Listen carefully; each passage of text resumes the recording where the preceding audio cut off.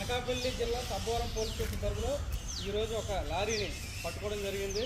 ఇది కొత్త తరహా గంజాయి రవాణా. అది ఏ రకంగా అంటే లారీ ఎంటీగా కనపడుతుంది. ఎంటీ లారీ ఏజెన్సీ నుంచి వస్తూ మాకు పట్టుకోవడం జరిగింది. దానిలో భాగంగా సబ్బవరం పోలీసులు పట్టుకున్న లారీలో క్యాబన్లు వెతగ్గా కొత్త తరహా క్యాబన్లు 2 రకాలుగా తయారు చేశారు.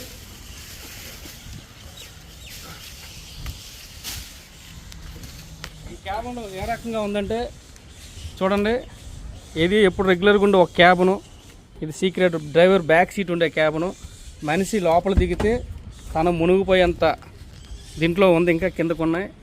అదేవిధంగా ఇంకోటి డ్రైవర్ హెడ్ పైన సెపరేట్ సీక్రెట్ క్యాబిన్ ఒకటి ఉంది. ఆ క్యాబిన్లో లోపల కూడా గంజాయి